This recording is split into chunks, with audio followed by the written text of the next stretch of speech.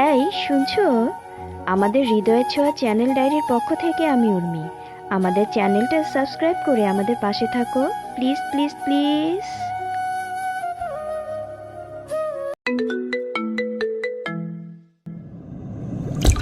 নাজমা বেগম একটা হাসি দিয়ে বলে, ভয় পাচ্ছিস কেন? কিন্তু তোর ভয় দেখে আমার সে পুরনো বিসর্জিত জীবনের কথা মনে পড়ে। আমি তোকে গড়ে তুলব, আর তুই শুধু শিখে নিবি কে কখন চুপ থাকে আর কে কখন কথা বলে ফেলে। আফরিন, সে হচ্ছে জারিফের ছোট বোন। দোকানে চা খেতে খেতে সে সাংবাদিকদের সাথে কথা বলছে, একটা ভিডিও ছড়াচ্ছে টিকটক। সে বলছে, আবির এখন নিজের বউকে দিয়ে পার্টি চালাবে? অধরার রাজনীতিতে প্রবেশ কি পরিকল্পিত ছিল? সে হাসি দিয়ে সাংবাদিকদের বলে, হ্যাঁ, আমি তো কিছুই বলিনি ভাই, কিন্তু ওর চেহারা, ওর উপস্থিতি, হঠাৎ এত সাহস কোত্থেকে আসলো বলেন? আবির বুঝিয়ে দিচ্ছে ওই মেয়েটা তার স্ত্রী না, সে হচ্ছে রাজনৈতিক একটি চাল। আফরিন জারিফের বোন, সারোয়ারের বোনের মেয়ে। বেশ আগে থেকেই ওর নজর ছিল আবিরের দিকে। সেও রাজনৈতিক পদের জন্য নিজে লড়ছে। আফরিন অধরাকে বলে, তুই আগে কতটা বাচ্চা ছিলি, আজ তুই আবির ভাইয়ের পাশে বসে পুরো পার্টির মুখ্য হয়ে যাচ্ছিস। অধরা ভেবেচিন্তে বলে, আমি তো এমন কিছু হতে চাইনি, সব কিছু এমনভাবে ঘটে গেল। আফরিন ভেতরে চলতে থাকা মনোভাব নিয়ে বলে, ঘটনা ঘটে না, ঘটানো হয়, আর এবার আমি ঘটাবো তোর পতন। পরিচিত জনের বুকেই তো সবচাইতে সহজে ছুরি চালানো যায়। এরপর আফরিন অধরার আরও কিছু পুরনো ছবি আর চ্যাট মিডিয়ায় পাঠায়। ক্যারেক্টার অ্যাসোসিয়েশন শুরু হয়। গভীর রাত, নিজের বদনাম দেখে কান্নায় ভেঙে পড়ে অধরা। আবির চুপ করে তাকে জড়িয়ে ধরে আর বলে, এই শহরে যারা উপরে উঠে আসে তাদেরকে সবাই নিচে টানতে চায়, কিন্তু তুই যদি সত্যি আমার পাশে থাকতে চাস তাহলে তুই কান্না না করে জবাব দিবি। একটা মেয়ে চুপ করে থাকলে ওরা দুর্বল ভাবে, আর যদি দাঁড়ায় তখন ওরা কেঁপে ওঠে। অধরার চোখ মুছে বলে, তুমি আমার ভরসা, তুমি থাকলে আমি হেঁটে যাব, এমনকি আগুনের মধ্যে দিয়ে হাঁটতেও আমার ভয় হবে না। আবির মুখটা খুব কাছে এনে চাপা গলায় বলে, চাপা গলায়, তুই আগুন না অধরা, তুই সেই ধোঁয়া যেটা ঘর পোড়ায়। রাজনীতি অপরাধ না যতক্ষণ এর মধ্যে কোনো দুর্নীতির জন্ম নেয়। এরপর থেকে শুরু হয় অধরার পাল্টে যাওয়ার দিন। অধরা প্রতিদিন আবিরের পাশে থেকে পলিটিক্স বুঝতে শেখে, বক্তৃতা শেখে। নাজমা বেগম, তার চাচি, তার পোশাক, চেহারা, আচরণ সব নতুন করে গড়ে তোলে। একদিন হঠাৎ অধরা চুপি চুপি আবিরের শার্ট পরে ঘুরে বেড়াচ্ছিল। ওর চাচি দরজা খুলে ঢুকতেই থমকে যায়। অধরা বাচ্চার মতো মুখ করে বলে, আপনি? ঘরে শাড়ি নেই নাকি? নাকি স্বামীদের জামা পরে বউয়ের রাজত্ব জমে ভালো? আপনি না বলেছিলেন আমি হই এই ঘরের রানী? আমি তো ভেবেছি রাজার জামা না পরলে রানী হওয়া যাবে না।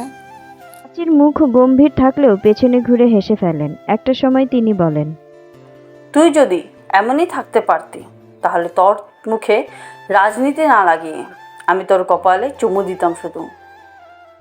এরপর সন্ধ্যা হয়ে যায়। নাজমা বেগম তার নিজের বাড়িতে চলে যায়। রাতে ছাদে তারা দেখছে আবির ও অধরা পাশাপাশি বসে আছে। তুই জানিস না তুই আমাকে কিভাবে দুর্বল করে ফেলছিস? তাহলে আমি হয়তো এর মধ্যে কারোর গলায় গুলি মেরে বসতাম।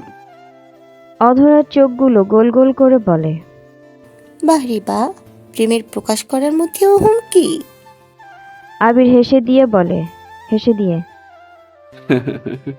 তুই যদি না থাকিস আমি আবার অন্ধকারে চলে যাব। তুই আমার জীবনের আলো। অধরা একটু থেমে গিয়ে শান্ত গলায় বলে, শান্ত গলায়, আর তুমি আমার সাহস, কারণ তুমি না থাকলে আমি নিজেকেই চিনতাম না। দুজনেরই চোখে চোখ তারাদের নিচে। একটা দীর্ঘ নিস্তব্ধতা আর গভীর ভালোবাসার মায়াবী টান, দুজনের কাছাকাছি আসা। পরের দিন আফরিন মিডিয়ায় প্রেস করে দিল অধরার কিছু পুরনো ডায়েরির পাতা আর এক পত্রিকার হেডলাইন। আবিরের স্ত্রী বলেছে রাজনীতি বেকারদের খেলা, তাহলে সে আজ পার্টিতে কি করে? অধরা ফোন বন্ধ করে চুপ করে বসে থাকে। আবির এসে চুপচাপ পাশে বসে আর বলে, এই শহর পেছনে ভুল তুলে ধরে, সামনের স্বপ্ন ধ্বংস করে। তুই যদি মনে মনে ভেঙে থাকিস, ভেতরে নিজেকে গড়িয়ে দিস, তবে আমি জিতলেও হেরে যাব। অধরা চোখে জল নিয়ে বলে, তুমি বলেছ কাঁদতে না, আমি তো এখন আবিরের স্ত্রী, আমি তো আর কাঁদতে পারি না, তাই না? তুই যদি পারিস শুধু আমার সামনে কাঁদিস। তোর চোখের জল তো নয়, আমার রাজনীতির অভিশাপ। আফরিনের ষড়যন্ত্র চলতে থাকে। বিষের মতো হয়ে যায় আফরিন। একটা পার্টি মিটিংয়ে এসে সবার সামনে বলে, হেসে হেসে, আমি ছোট থেকেই তো বলতাম অধরা দেখতে পুতুলের মতো। আবির তো এই পুতুলকে বানিয়েছে নেত্রী। একদিন দেখি এই পুতুল আমাদের পার্টির মুখ্য। সবাই হাসতে থাকে, কিন্তু অধরা বুঝে যায় এই হাসিদাতাদের তীব্র ইচ্ছা হচ্ছে তাকে অপমান করা। তারপর অধরা পাল্টা জবাব দেয়, পুতুলও যদি নড়তে জানে তখন বড় বড় সৈনিক হয়ে যায়। আর তুমি আমার পেছনে বসে থাকা অভিজ্ঞতা, আমি সামনে দাঁড়িয়ে সেটাই শিখেছি। পার্থক্য এখানেই। সবাই চুপ হয়ে যায়। আফরিনের মুখ খসে পড়ে। মুখোশের আড়ালে আফরিনের মুখটা চুপসে যায়। নাজমা বেগম একা বসে আছেন একটা ফ্রেমের ছবি হাতে, যেটাতে অধরার বাবা মা দুজনকে দেখা যাচ্ছে। নাজমা বেগম নিজের মনেই বলে ওঠেন, তোমাদের হারিয়ে আমি এতদিন চুপ ছিলাম। আজ তোমার মেয়ে আমায় ভাঙছে, আবার গড়ছে। আমার ছেলেকে আমি অন্ধকারে বড় করেছি, আর মেয়েটাকে আলোর পথে নিয়ে চলেছে ভাবি। এবার নাজমা বেগম নিজেই আসেন মিডিয়ার সামনে, নিজেই একটা মিডিয়া চ্যানেলে সাক্ষাৎ দেন আর বলেন, আপনারা সবাই জানেন কে আসল নেতা, কিন্তু কেউ জানেন না কে সেই আসল নেতা যে জনগণের ভালো চায়। এই যে মেয়েটা অধরা, সে কারো দাবার গুটি হতে আসেনি। সে নিজেই এসেছে অনেকগুলো ঘরকে তৈরি করতে। নিজের ঘরে আয়নার সামনে দাঁড়িয়ে সিগারেট ধরায়, নিজের মুখের দিকে তাকিয়ে সে বলে, একটা মেয়েকে ব্যবহার করতে শিখেছি অনেক আগেই। অধরা মা বাবাকে সরিয়ে দিয়েছিলাম ঠিক যেমন ভাবে চেয়েছিলাম। অধরা চোখে ভয় রেখে দিয়েছিলাম যাতে ও কোনোদিনও প্রশ্ন না করে। পাশেই জারিফ বসে। জারিফ ঠান্ডা গলায় বলে ওঠে, কিন্তু এখন আবির আসছে। কাহিনীর মধ্যে এই ছেলেটা শুধু রাজনীতি বোঝে না, প্রেমের মধ্যে আগুন রাখতে জানে। ওকে আর হালকা নেওয়ার সময় নেই মামু। সারোয়ার চোখে আগুন নিয়ে বলে ওঠে, আমি তোকে খুঁটি বানিয়ে রেখেছি, তুই ভুলে যাস না।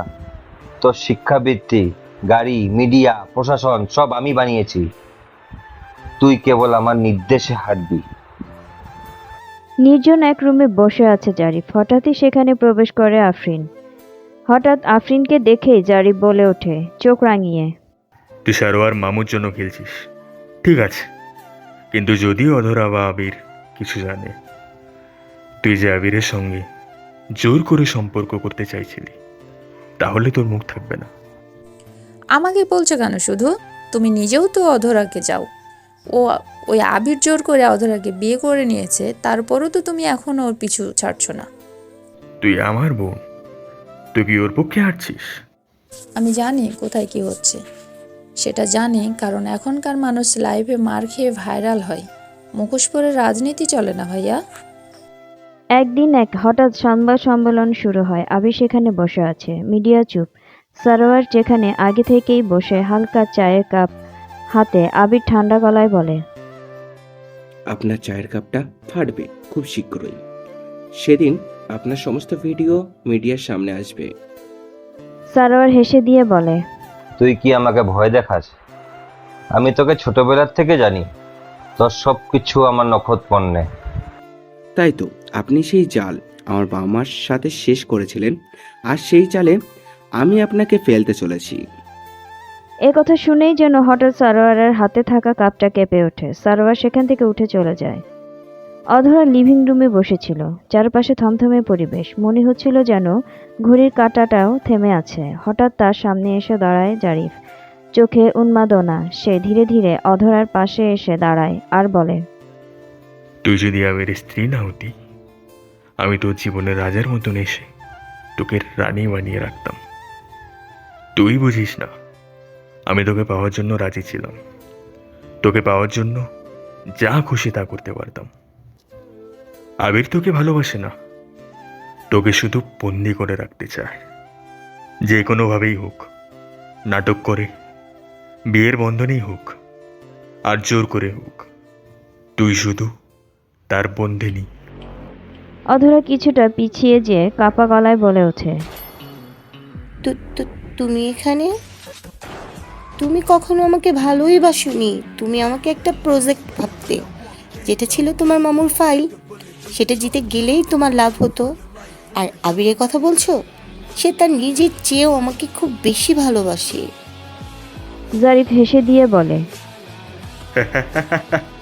ঠিক বলেছ, কিন্তু এখন তুমি তার ভালোবাসা নয়, তার রাজনীতির প্রজেক্ট। তুমি আর একজন বন্দিনী মাত্র। অধরা ভয় পেতে থাকে। অধরার এই ভয় দেখে জারিফ বলে ওঠে। তোর এই ভয়টাই আমার নতুন খেলা হবে। ঠিক তখনই পেছন থেকে এগিয়ে আসে আবির। কণ্ঠ ঠান্ডা কিন্তু তীক্ষ্ণ আওয়াজ, রাগী গলায়। তুই এখানে কি করে এলি? ভালোবাসা মায়ার টানে চাইলেই যেখানে খুশি পৌঁছানো যায়। কোনো কথা বলবি না জারিফ। তুই আর সারোয়ার, তোরা দুজনেই ওকে আবার রাজনীতির কাদায় ফেলতে চাচ্ছিস। ভুলে যাস না, ও এখন আমার বিয়ে করা বউ।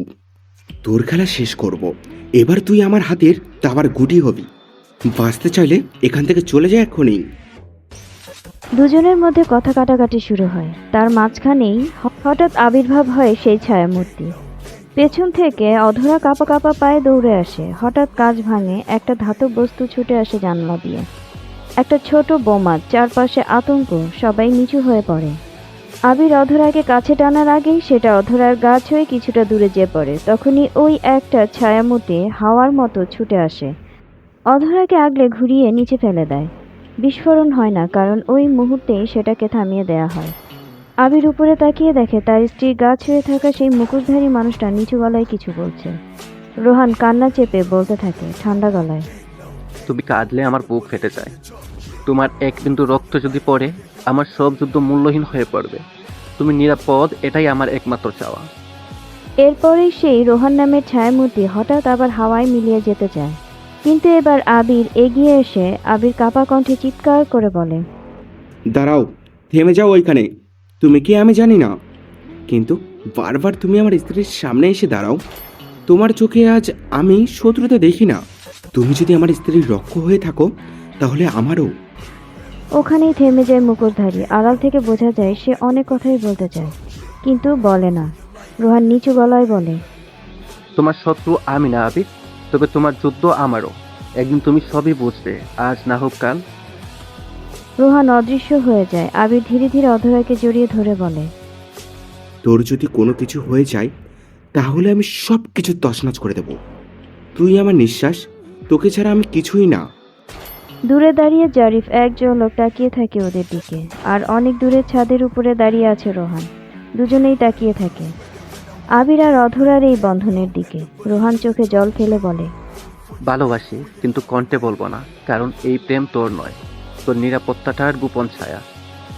তারপর ধীরে ধীরে সে মিলিয়ে যায়। গরম হাওয়ার মতো থমথমে পরিবেশ। অধরা সেদিন একটু ঘোরের মধ্যেই ছিল। সকালে নাস্তা পর্যন্ত করেনি ঠিকঠাক মতো।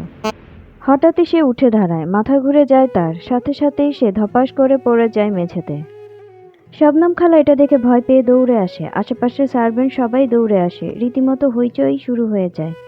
খালা একটু ভয় পেয়ে যায় আর তাড়াতাড়ি আবিরকে ফোন দেয় আর বলতে থাকে। আবির, বাবা তাড়াতাড়ি আইসা পড়ো, অধরা পড়ে গেছে মাথা ঘুরে। আমি ডাক্তারে ফোন দিছি, তুমি তাড়াতাড়ি বাড়িতে আসো বাবা, আমার কেমন যেন ভয় লাগতেছে। কিছুক্ষণের মধ্যেই হুড়মুড় করে আবির বাড়িতে ঢুকে। তার চোখে আতঙ্ক, নিঃশ্বাস কাঁপছে, গলা শুকিয়ে গেছে। ভয়ঙ্কর গলায় আবির বলে ওঠে। তুই তুই ঠিক আছিস? কি হয়েছে? কি হলো তোর? অধরা তখন চুপচাপ। পাশে দাঁড়িয়ে আছে ডাক্তার। আবির ডাক্তারের দিকে তাকায়। ডাক্তার একটা মিষ্টি হাসি দিয়ে বলে। শান্ত হন মিস্টার আবির, এতটা প্যানিক হওয়ার দরকার নাই। আপনার জন্য সুখবর আছে।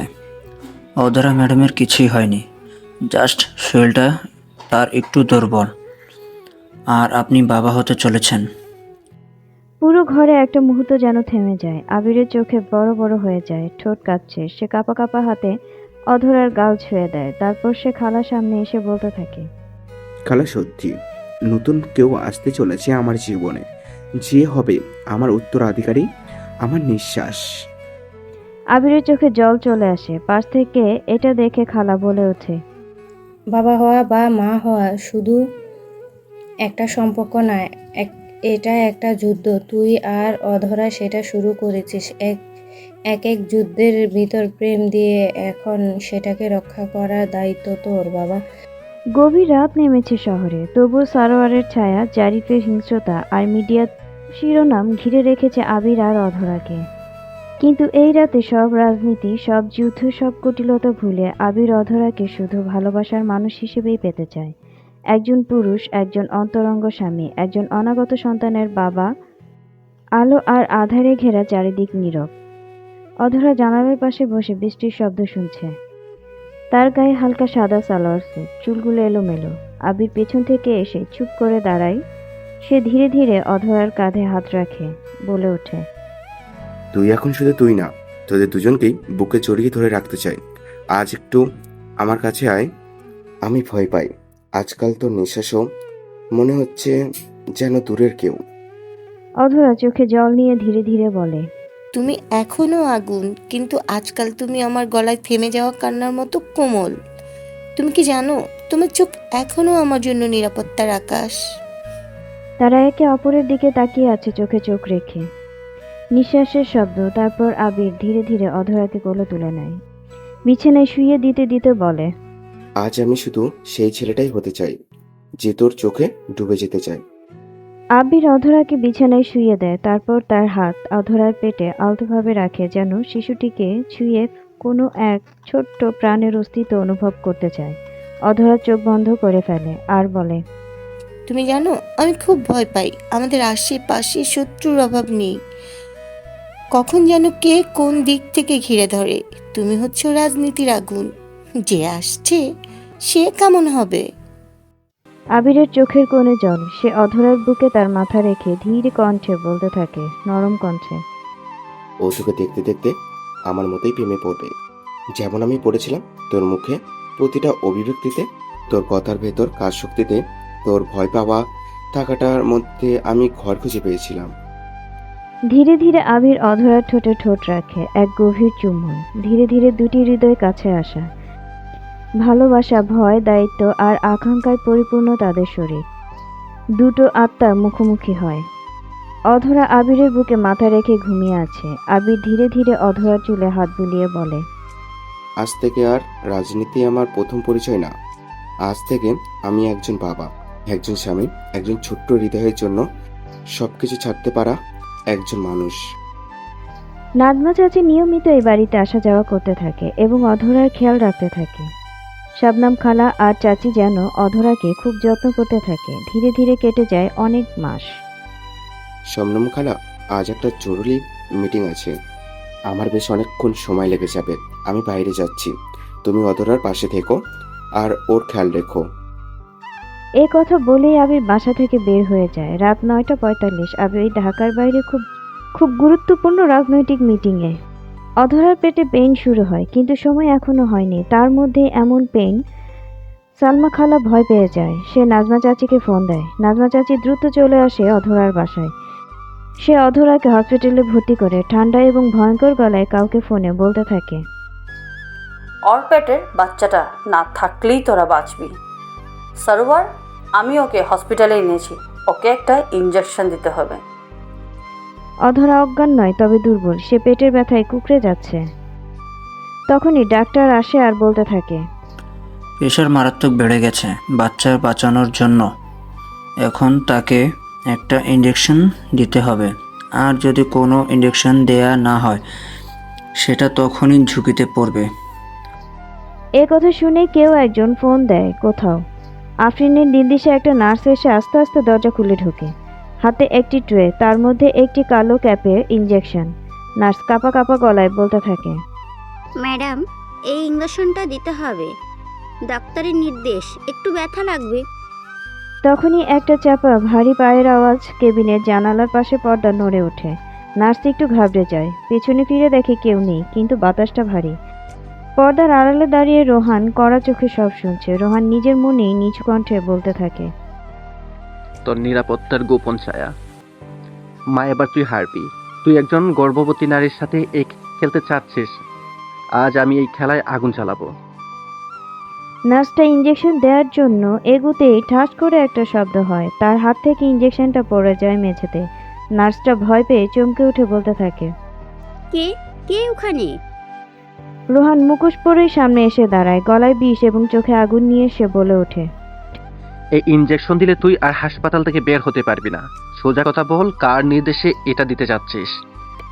নার্সটা চুপ করে থাকে। রোহান খুব জোরে চিৎকার করে আবার বলতে থাকে, কি হলো, চুপ করে আছিস কেন, বল। কাঁপা কাঁপা গলায় নার্স বলে, একজন ম্যাডাম আমাকে নির্দেশ দিয়েছে এটা দেওয়ার জন্য, তার নাম জানি না। শবনম খালা ফোন দেয় আবিরকে। তাড়াতাড়ি চলে আয় বাবা, অধরার পেটে ব্যথা বেড়ে গেছে, কিছু একটা অস্বাভাবিক, আমি ঠিক বুঝতে পারছি না, কিছু ভালো লাগছে না, তুই তাড়াতাড়ি আয় বাবা। আবির তাড়াতাড়ি মিটিং থেকে বের হয়ে গাড়ি ঘুরিয়ে দ্রুত গাড়ি চালাতে থাকে। 10টা 10 হাসপাতালের প্রাঙ্গণ। আবির দৌড়ে কেবিনে ঢোকে। দরজা খুললে দেখে কেবিনের ভেতরে আতঙ্ক। আলো আধারে একটা মুখোশধারী ছায়া, পাশেই একটা নার্স কান্না করছে। অধরা ঘামে ভেজা। আবির গর্জে উঠে চিৎকার করে বলতে থাকে,